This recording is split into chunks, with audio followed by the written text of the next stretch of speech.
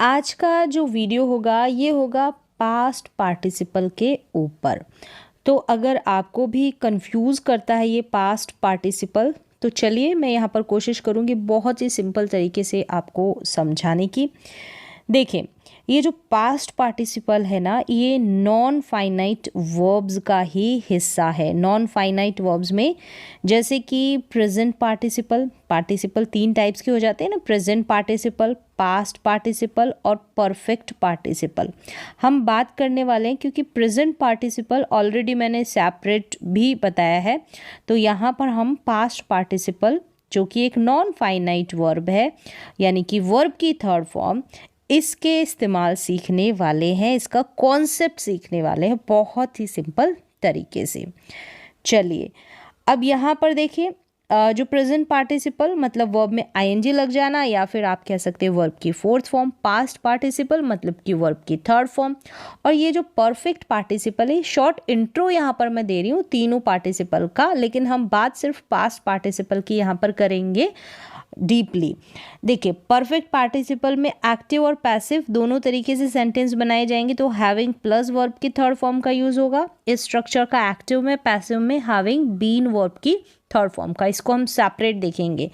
चलिए, ये जो पास्ट पार्टिसिपल है देख लें ये कहाँ पर आता है। जैसे कि वर्ब की फर्स्ट फॉर्म होती है ये V1, वर्ब की सेकंड फॉर्म इसको पास्ट फॉर्म बोलते हैं, और वर्ब की जो थर्ड फॉर्म होती है ना, इसको ही पास्ट पार्टिसिपल बोलते हैं। और वर्ब में आईएनजी लग जाता है तो ये प्रेजेंट पार्टिसिपल हो जाती है। क्लियर है? चलिए, इस तरीके से वर्ब में कहाँ पर पास्ट पार्टिसिपल का हिस्सा है, ये वाला हिस्सा है पास्ट पार्टिसिपल का। देखें, पास्ट पार्टिसिपल यानी कि वर्ब की थर्ड फॉर्म का यूज़ जो है टेंसेस में तो आप करते ही हैं, जैसे कि present perfect tense, past perfect tense, future perfect tense, यानी कि तीनों ही परफेक्ट टेंस में हम पास्ट पार्टिसिपल का यूज़ करते हैं। वर्ब के रूप में करते हैं ना इसका यूज़, तो एडजेक्टिव के रूप में भी यूज़ होता है। कैसे क्या होता है देखेंगे। यहाँ पर तो देख लिया कि टेंसेस में किस तरीके से यूज़ होगा। सेंटेंस जैसे उसने स्कूल छोड़ दिया, he has left the school. Left यहाँ पर पास्ट पार्टिसिपल है, मतलब कि ये वर्ब की थर्ड फॉर्म है। हैज़ हैव के साथ, हैड के साथ वर्ब की थर्ड फॉर्म आती है ना, यानी कि तीनों परफेक्ट टेंस में पास्ट पार्टिसिपल का यूज़ होता है। अब पास्ट पार्टिसिपल जो है पैसिव वॉइस में भी यूज़ होता है। खाना बनाया जा चुका है, the food has been cooked, the food has been cooked. तो यहाँ पर देखिए, ये जो कुक्ड है ये भी क्या है, वर्ब की थर्ड फॉर्म है।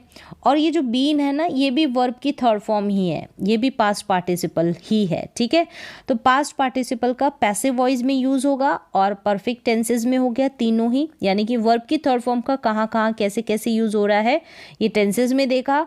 अब देखें यहाँ पर थोड़ा सा डिफरेंस, प्रेजेंट पार्टिसिपल और पास्ट पार्टिसिपल क्या है, इन दोनों में डिफरेंस। कंफ्यूज होते हैं तो वो कंफ्यूजन ना रहे तो डिफरेंस भी हम देख लेते हैं। देखिए, ये प्रेजेंट पार्टिसिपल है, ये पास्ट पार्टिसिपल है।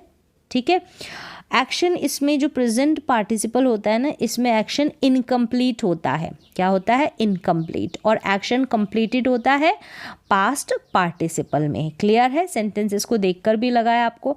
काम जारी है, होता हुआ, करने वाला का सेंस, मतलब कि यहाँ पर कंटिन्यू है काम। प्रेजेंट पार्टिसिपल है ना, वहाँ पर काम क्या है? कंटिन्यू है। और यहाँ पास्ट पार्टिसिपल में काम हो चुका है, कंप्लीट है ना। अब यहाँ पर क्या है? प्रेजेंट पार्टिसिपल मतलब कि वर्ब में आईएनजी, और पास्ट पार्टिसिपल मतलब कि वर्ब की थर्ड फॉर्म। और दोनों का ही यूज़ एडजेक्टिव के रूप में होता है। देखिए, टेंसेज में होता है वर्ब के रूप में, वो तो आपने देखा, लेकिन एडजेक्टिव के रूप में कैसे होता है वो कंफ्यूज करता है, तो वो देखेंगे।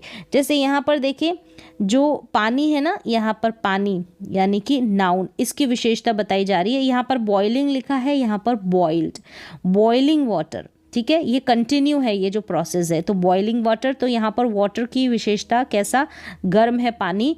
ठीक है, तो गर्म होना यहाँ पर बताया जा रहा है, तो ये एडजेक्टिव का काम कर रहा है। ये प्रेजेंट पार्टिसिपल है, आईएनजी लगा है। ठीक है, अब यहाँ पर देखिए बॉइल्ड वाटर, ये जो है पानी का बॉइल्ड होना, यहाँ पर ये प्रोसेस कंप्लीट हो चुका है, तो यहाँ पर ये बॉइल्ड हो गया और ये बॉइलिंग हो गया। दोनों ही एडजेक्टिव के रूप में काम कर रहे हैं। सेंस आपको समझ में आना चाहिए। बॉइलिंग का मतलब कि प्रोसेस अभी जारी है, कंटिन्यू है, और बॉइल्ड का मतलब कि यहाँ पर प्रोसेस जो है कंप्लीट हो चुका है, एक्शन कंप्लीट हो चुका है।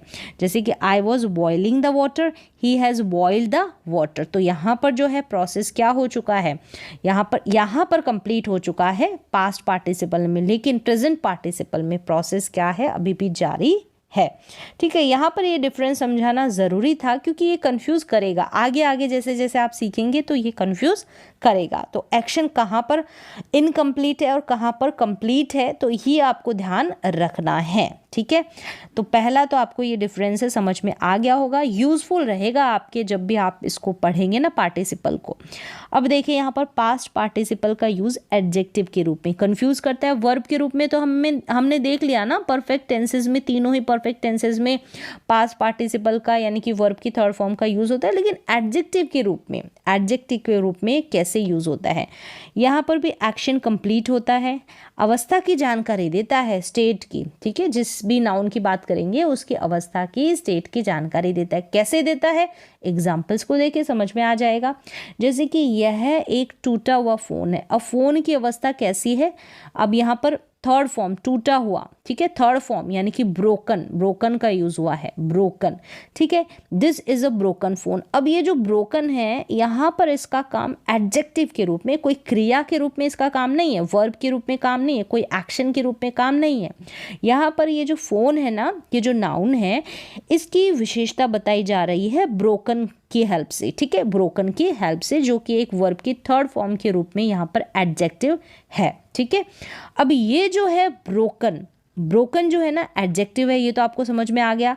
लेकिन यहाँ पर इस फोन की अवस्था, स्टेट के बारे में बताया जा रहा है कि फोन अभी जो हाल फिलहाल कैसा है, वो ब्रोकन है, टूटा हुआ है। ठीक है, उम्मीद है समझ में आ गया होगा। एग्जाम्पल अगला देखेंगे, ये एक भुनी हुई मछली है, मछली की अवस्था कैसी है, भुनी हुई यानी कि रोस्टेड फिश। तो यहाँ पर this is a roasted fish. ये जो रोस्टेड है, अगर पूछा जाए कि ये रोस्टेड क्या है फिश के बगल में, तो आप कह दें कि नहीं ये तो वर्ब की थर्ड फॉर्म है। ये वर्ब की थर्ड फॉर्म जैसा है, लेकिन ये एडजेक्टिव का, यहाँ पर ये एडजेक्टिव का काम कर रहा है, और ग्रामर की भाषा में इसको पास्ट पार्टिसिपल बोलते हैं। क्लियर है। फिर देखें, अब यहाँ पर भी अवस्था की बात हो गई। अब यहाँ पर है, मुझे उबला हुआ दूध पीना पसंद है। दूध की कंडीशन कैसी होनी चाहिए, स्टेट कैसी होनी चाहिए, बॉइल्ड होना चाहिए, वो मुझे पसंद है। तो I like to drink boiled milk. तो यहाँ पर बॉइल्ड मिल्क है, मिल्क की विशेषता बता रहा है। ये बॉइल्ड वर्ड जो कि वर्ब की थर्ड फॉर्म के रूप में है, लेकिन ये पास्ट पार्टिसिपल है, काम ये एडजेक्टिव का कर रहा है, मिल्क की जो अवस्था है, स्टेट है, उसको बताने का कर रहा है। पैन टूटा हुआ है, जो पैन है ना उसकी अवस्था, उसकी स्टेट कैसी है, टूटे हुए होने की। तो the pan is broken. Pan कैसा है, ब्रोकन है, टूटा हुआ है।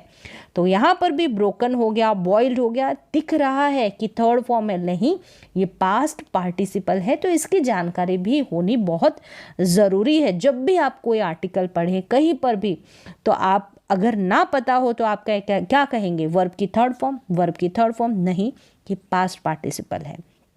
चलिए, हैंकी लटका हुआ है, द हैंकी इज हैंग्ड।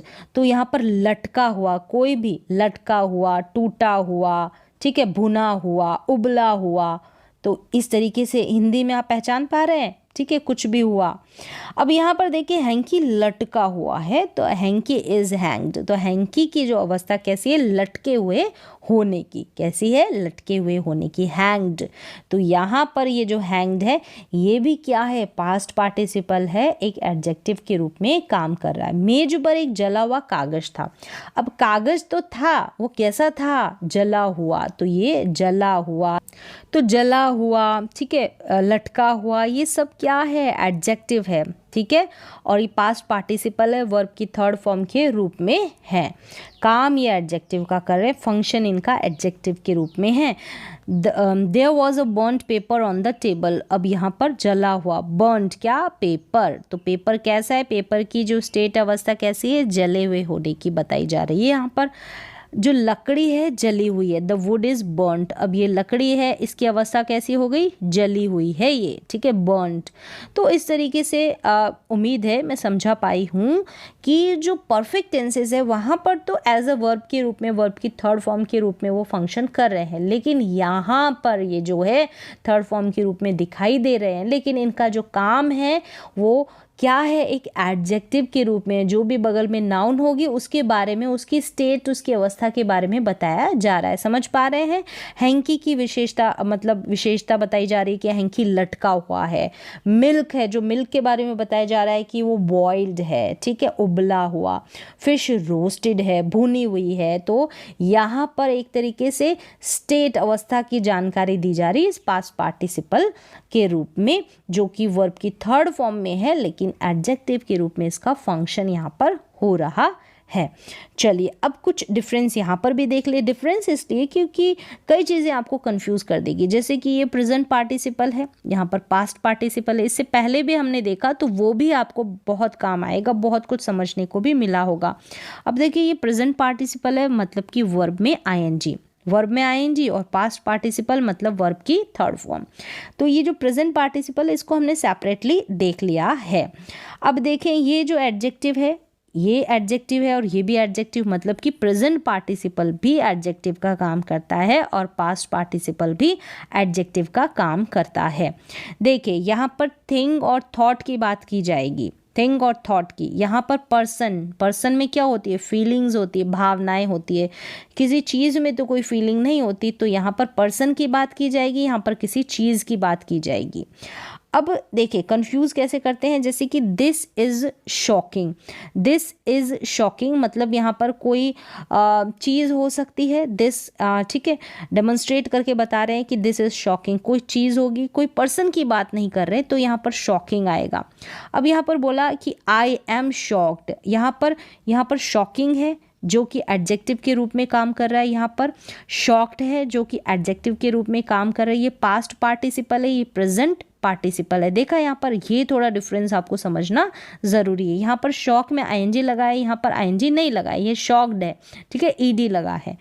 तो इस तरीके से अगर मैं, यानी कि कोई पर्सन, आई एम शॉक्ड, तो वहाँ पर तो यानी कि वर्ब की थर्ड फॉर्म के रूप में जो एडजेक्टिव है उनका यूज़ होगा। यहाँ पर किसी चीज़ की बात हो रही है, उस चीज़ में कोई बदलाव हो रहा है, मतलब कि कोई चीज़ में कुछ बदलाव हमको दिखाई दे रहा है। दिस इज़ शॉकिंग, कोई न्यूज़ हो सकती है, ठीक है, कोई बात हो सकती है, कोई चीज़ हो सकती है, तो वहाँ पर हम आईएनजी लगाएंगे। जैसे दिस बुक इज़ एक्साइटिंग, हम ऐसे नहीं बोल सकते, जो बुक है ना, किताब, वो कोई चीज़ है, ठीक है, नॉन लिविंग थिंग है, तो दिस बुक इज़ एक्साइटेड नहीं बोल सकते, ठीक है। यहाँ पर हम प्रेजेंट पार्टिसिपल का एडजेक्टिव के रूप में यूज़ करेंगे, दिस बुक इज़ एक्साइटिंग। तो बुक के बारे में यहाँ पर ये जो है एक्साइटिंग बता रहा है कि कैसी है, तो एडजेक्टिव के रूप में ये एक्साइटिंग काम कर रहा है, लेकिन ये प्रेजेंट पार्टिसिपल है। और यहाँ पर कोई पर्सन, जैसे कि मैं, आई एम एक्साइटेड, मैं एक्साइटेड हो गया हूँ, मैं एक्साइटेड हूँ, ठीक है, मैं एक्साइटेड हूँ, मैं शॉक्ड हूँ, इस तरीके से। तो यहाँ पर जो है अगर चीज़ की बात करेंगे तो वहाँ पर हम आईएनजी लगाएंगे, ठीक है। एक्साइट में एक्साइटिंग कर दिया। अब यहाँ पर हम V3 का यूज़ करेंगे एडजेक्टिव के रूप में। अब ये V3 नहीं होगी, मैं V3 समझाने के लिए बोल रही हूँ, लेकिन ये होगा एडजेक्टिव, एडजेक्टिव का काम करेगा, ठीक है, एडजेक्टिव का, तो जो स्टेट है अवस्था की ही जानकारी देगा। तो इस तरीके से ये थोड़ा सा डिफरेंस आप समझें। कैसे, जैसे कि मैंने बोला कि दिस बुक इज़, अब आप क्या बोलेंगे, दिस बुक इज़ इंटरेस्टिंग या इंटरेस्टेड। अब यहाँ पर देखिए, द इंसिडेंट वॉज शॉकिंग या शॉक्ड, तो यहाँ पर आप क्या यूज़ करेंगे, अब आप देखें, खुद से देखें और इसका जवाब ढूंढें। देखिए ये जो किताब है, ये थिंग है, कोई चीज़ की बातें हो रही है, ये इंसिडेंट है, कोई पर्सन नहीं है, तो हम कौन सा वाला एडजेक्टिव का यूज़ करेंगे, प्रेजेंट पार्टिसिपल या पास्ट पार्टिसिपल। यहाँ पर डिफरेंस मैंने समझाया है, तो आप समझ गए होंगे। तो इसका आंसर आप खुद से ही लिखें और समझें और मुझे बताएं।